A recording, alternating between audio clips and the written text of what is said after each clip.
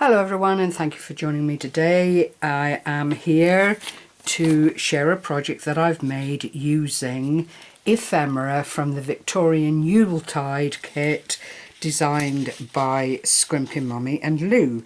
Now I've nibbled at the pages that first caught my attention. There are some beautiful images in the kit, but I wanted to do something quite small and I wanted to share a way to use these images in a more structured way, because they are in their own right absolutely beautiful. The detail on them, like for instance this one with the Christmas greetings, the wreath of the holly and the berries, and then the three-layered background is just superb.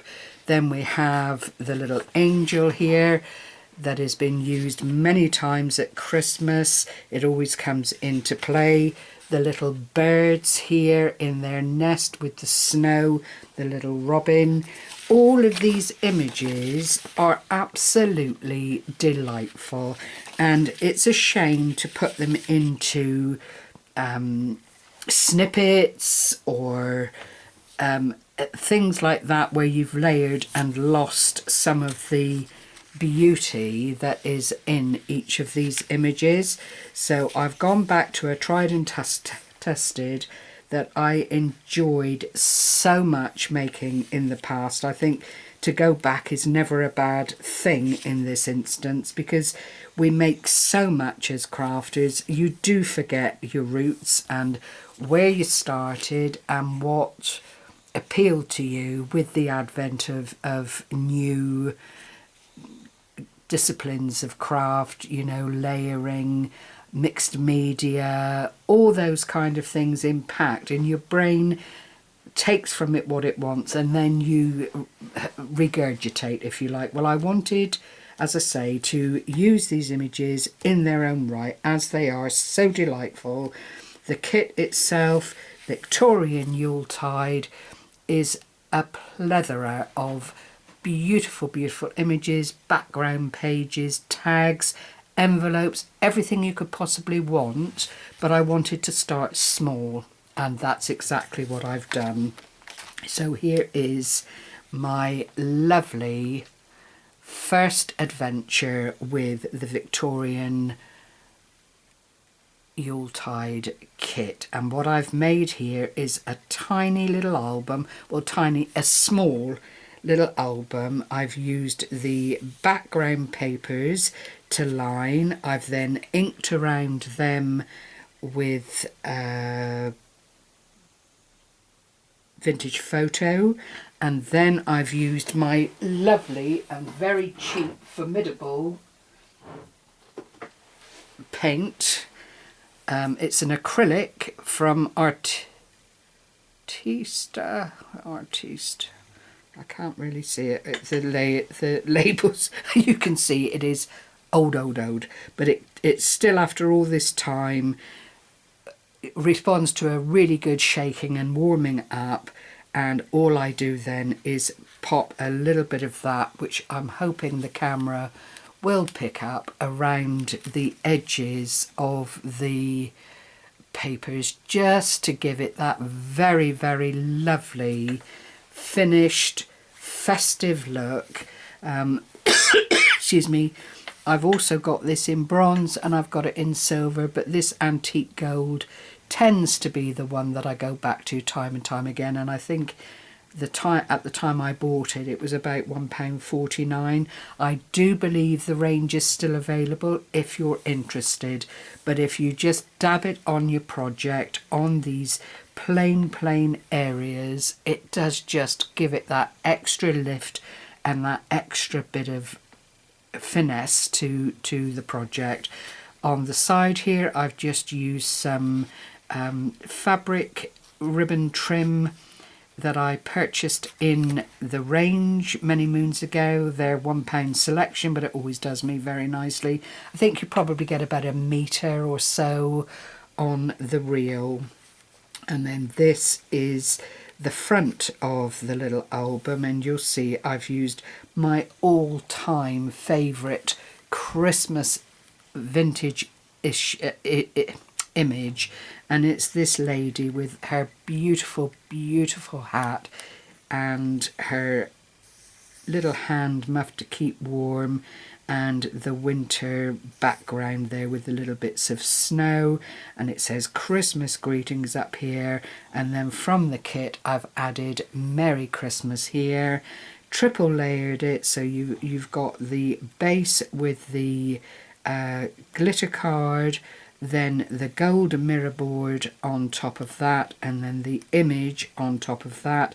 And this is also a bit dimensional because I put just one square in the very center of the image, the foam tape just to lift it up a little bit, put a little bit of glitter on it, as is my predilection, if you like, and hey presto bingo, there is what I think is a really, really lovely, lovely cover to my little journal. I'll just try and measure for you. It really is small. It measures 4 4/8, roughly speaking, by 2 3/4, and the spine is 1 3/4, so it really is very, very lovely. It fits into your hand beautifully.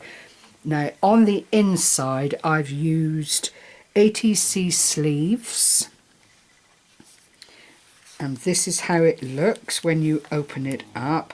I've used the hidden hinge system to put my hinges into the album, and I've got actually 8 pages here, and the only thing that I've done is covered the ATC size, so 2.5 by 3.5 card. I've then foam taped and matte and layered the image and stickled. If I take that one out, you'll see, just like that. Done a little bit of stenciling on the back, but of course if you wanted to you could put 2 into each of the pouches and you wouldn't need to do anything very much on the back, and in fact this would make an ideal ATC holder. But for the purposes of this project, I wanted, as I say, to be able to utilise these lovely, lovely little images to their best. And I think I've done that. If I take these out one at a time so that you can see them, there, and as I say, there are 8 images altogether, all different, but assembled in pretty much the same way with the little bit of glitter on them. That's number 2. Around the edges I've used my gold. I don't know if it's being picked up in the light, and that just then is accenting the gold mirror board here. There's another lamp, but it is different from the previous one, as you can see, and they are all vintage images, I think you'd agree. Then there is the holly, which I always love. I know it's not your most favourite Christmas card to send out, but it does decorate well, and you know, it's just lovely. So I've got the background papers that I used on the cover on the front, stenciling on the back, so they are all very, very uniform, and it is just the images that are making things different. But look at that, that's the lady with her umbrella in her little outfit. I don't know if it's a flurry of snow or rain, but it's Christmas and it's gorgeous. Another image that people that are using Amanda's digitals will recognise is this one, but if you lay it in a different environment, it is just a floral panel that is exquisitely pretty, especially with the little bit of glitter on it. Again, plain on the back, and these images are just so ideally sized for this kind of project.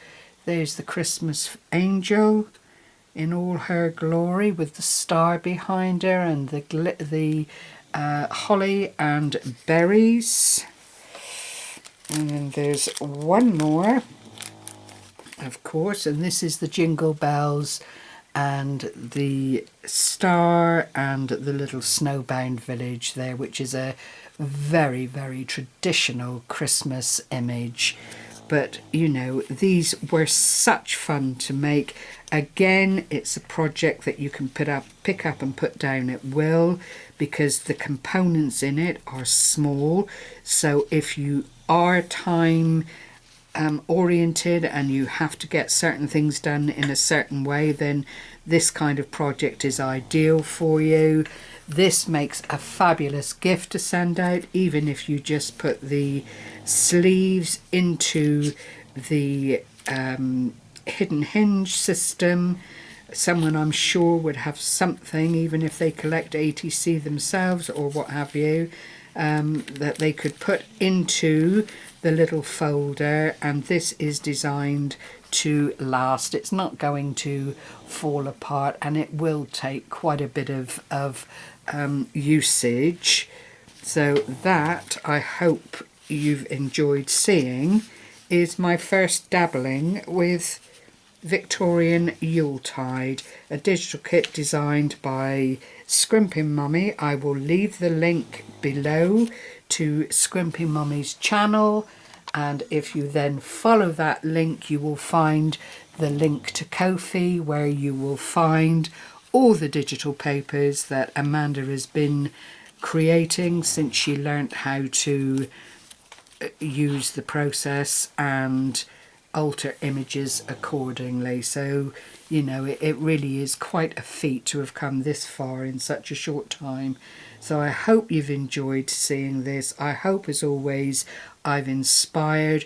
I do have a link on how to make these, and if I can find it, I don't know how to add it to the video, but I will leave it below, so that if you wanted to try making one of these, and there are various ways to do it, then you would have the information at your fingertips, so to speak. So thank you so much, as always, for joining me today. Happy crafting, everyone. Stay warm. Bye bye for now.